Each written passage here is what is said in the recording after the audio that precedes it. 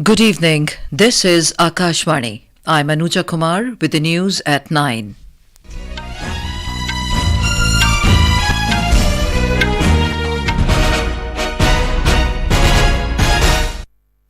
The headlines.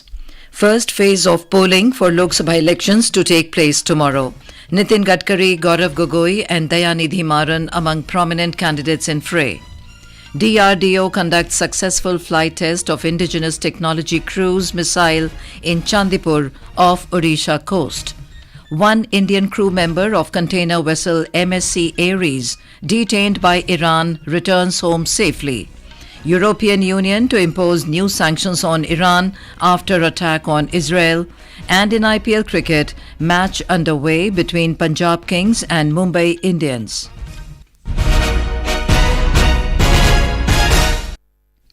And now the news in detail. The stage is all set for the first phase of polling for the Lok Sabha elections tomorrow. A total of 102 parliamentary constituencies, which include 11 Lok Sabha seats reserved for ST and 18 seats reserved for SC, will go to polls in this phase. These constituencies are spread over 17 states and 4 union territories. These are from states including Uttar Pradesh, West Bengal, Bihar, Assam, Madhya Pradesh, Maharashtra, Rajasthan, Tamil Nadu, Uttarakhand, Arunachal Pradesh, Manipur and Meghalaya. The prominent candidates in fray are senior BJP leaders Nitin Gadkari, Sarbanand Sonowal, Kiran Rijiju, Dr. Jitendra Singh, Sanjeev Balyan, as well as BJP leaders Tamilisai Sundararajan and Jitin Prasad. From Congress, leaders Gaurav Gogoi, Karti Chidambaram and Nakul Nath and DMK's Dayanidhi Maran are prominent faces whose political fate will be sealed in the EVMs.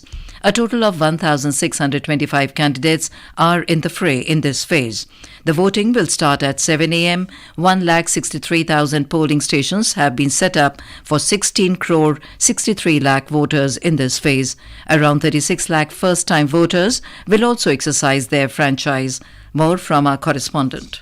The Election Commission has ensured that basic facilities like water, sheds, toilets, ramps, volunteers, wheelchairs and electricity are in place so that every voter can cast their vote with ease. 361 observers have been deployed in different parliamentary constituencies to keep a vigil on the polling process. Webcasting will be done in more than 50% of the polling stations, along with the deployment of micro-observers in all polling stations. Over 1,300 interstate and 162 international border checkposts are keeping a strict vigil on any illicit flow of liquor, drugs, cash and freebies. Strict surveillance is also being kept at sea and air routes. With Divakar, Suparna Saikya, Akashvani News, Delhi.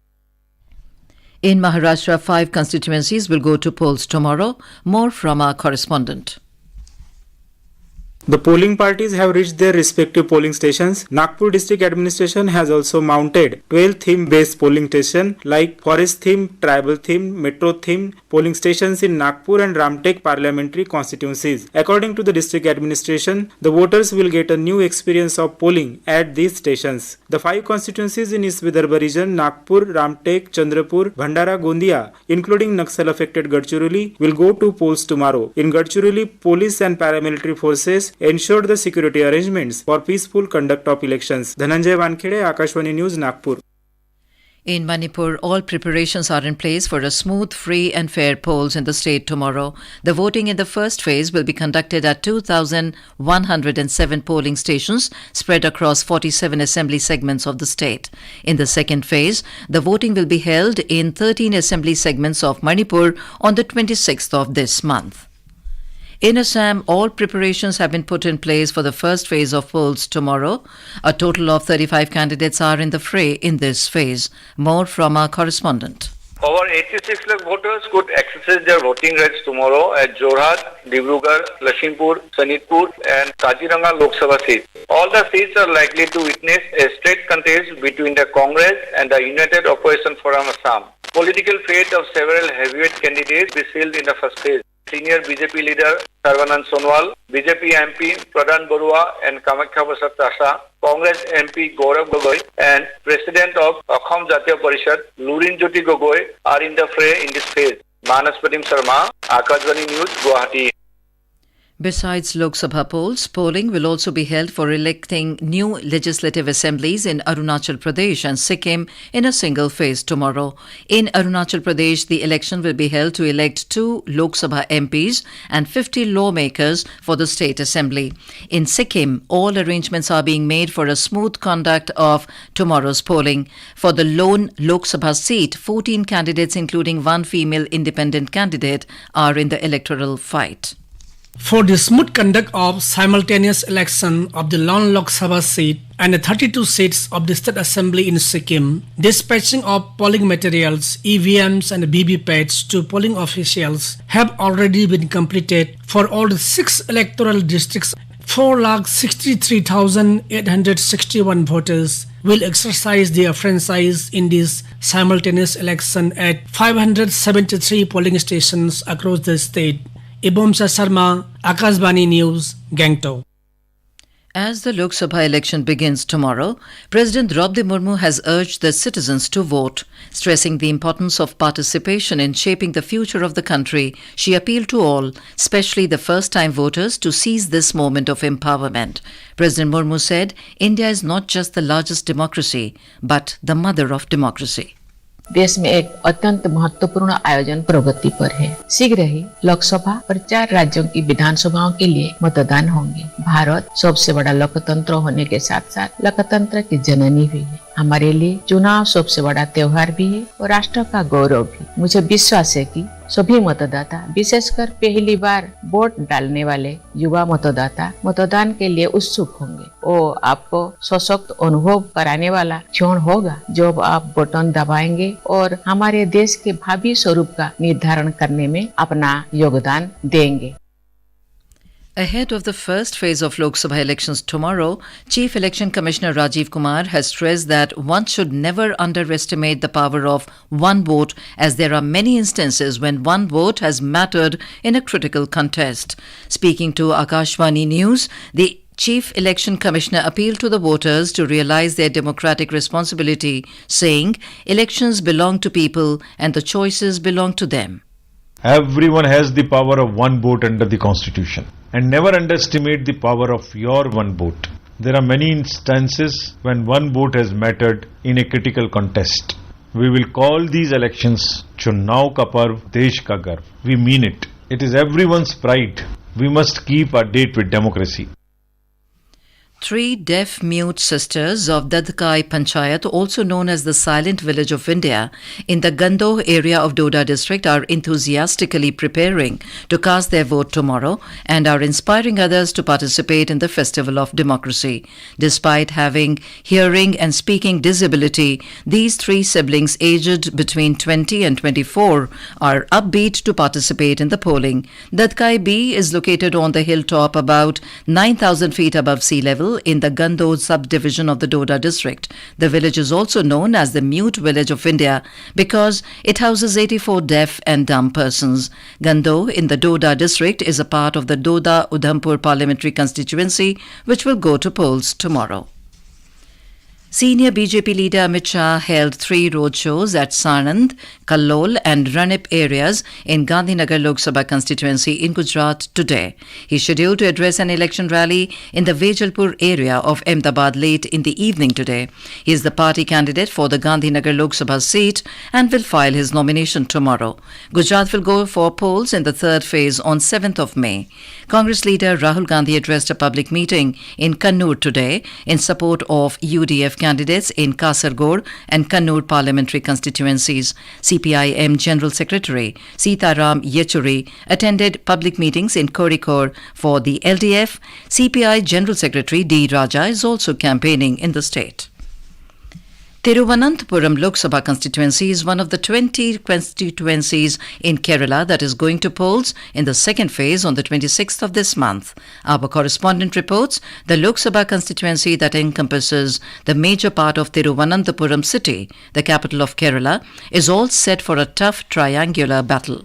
The Thiruvananthapuram Lok Sabha constituency is facing one of the most furious election campaigns in Kerala. There are 12 candidates in fray for the Lok Sabha seat. The major contest is between the NDA candidate Rajiv Chandrasekhar, the UDF candidate and sitting MP Shashi Tharoor, and the LDF candidate and senior CPI leader Pannian Ravindran. There are 1,307 polling stations in the constituency. 14,30,531 voters are there. The authorities had informed that the election arrangements are being done, including the randomization of electronic voting machines in the district has been completed. In the 2019 general election, Congress leader Shashi Tharoor won for the third consecutive time in Thiruvananthapuram with a majority of 99,989 votes, while BJP's Kummanam Rajashekharan secured second position. This time, in 2024, it is a much more tight battle with all the fronts campaigning full swing with national leaders and star campaigners. Various issues are being discussed in the constituency that includes Vizhinjam Port, airport railway development, fishermen issues. Mayusha for Akashvani News from Thiruvananthapuram. This is Akashvani giving you the news. For quick news updates round the clock, follow us on our Twitter handle at AIR News Alerts. Lok Nirnay 2024 Matadan Special. Special programs on the first phase voting of the general elections. Voting updates from every corner. Direct connect with our correspondents and expert opinions. Listen tomorrow 9:30 to 10 in the morning, 3:30 to 4 in the afternoon, 7 to 7:30 in the evening, and at night from 9:15 to 10 on Akashvani Gold. Tune in to Lok Nirnay 2024 Matadan Special. Welcome back to the evening news. The Defence Research and Development Organisation DRDO conducted a successful flight test of Indigenous Technology Cruise Missile today. The missile was test-fired from the Integrated Test Range Chandipur off the coast of Odisha. According to the Defence Ministry, the flight of the missile was also monitored from Su-30 MKI aircraft of the Indian Air Force. Defence Minister Rajnath Singh has congratulated the DRDO for the successful flight test of the missile. Food Safety and Standards Authority of India is examining the claim that Nestle added sugar to infant milk. Sources said the findings will be placed before the scientific panel. The move came following a report of a Swiss investigative organization that claimed the Swiss multinational company added sugar to its milk formula brand for infants and children of up to 2-year-old. The External Affairs Ministry today said the Indian deck cadet Anne Tessa Joseph from Kerala, who was among the Indian crew members of the container vessel MSC Aries, has landed safely at the Cochin International Airport this afternoon. In a statement, the ministry said this was done with the concerted efforts of the Indian mission in Tehran and the Iranian government. It said the Indian mission in Tehran remains seized of the matter and is in touch with the remaining 16 Indian crew members of the container vessel. The crew members are in good health and in contact with their family members in India. European Union leaders have agreed to impose new sanctions on Iran after its attack on Israel by drones and missiles. The decision came as the EU leaders gathered for a 2-day summit in Brussels. The EU leaders, in their statement from the summit, also urged all parties to exercise the utmost restraint and to refrain from any action that may increase tensions in the region. Odisha is experiencing extreme heat wave conditions. The maximum day temperature breached 40 degrees Celsius or above at many places in the state today. The capital city Bhubaneswar recorded a maximum temperature of 43.6 degrees Celsius, making it the hottest city in Odisha, followed by Jharsuguda with 42.6 degrees Celsius. Cities like Balasore, Hirakud, Chandbali, Kyonjhar and Rourkela are also experiencing intense heat wave conditions with mercury crossing 40 degrees Celsius during the day. The Odisha government has already announced the closure of all schools in the state from today till Saturday. On to sports in IPL Cricket. Mumbai Indians were 173 for 4 in 18.3 overs against Punjab Kings when reports last came in at Maharaja Yadavendra Singh International Cricket Stadium in Chandigarh. Earlier, Punjab Kings won the toss and decided to field. And now, before we end the bulletin, the headlines once again. First phase of polling for Lok Sabha elections to take place tomorrow. Nitin Gadkari, Gaurav Gogoi and Dayanidhi Maran among prominent candidates in fray. DRDO conducts successful flight test of Indigenous Technology Cruise Missile in Chandipur off Odisha coast. One Indian crew member of container vessel MSC Aries, detained by Iran, returns home safely. European Union to impose new sanctions on Iran after attack on Israel. And in IPL Cricket, match underway between Punjab Kings and Mumbai Indians. That is all in the news at 9. Good night.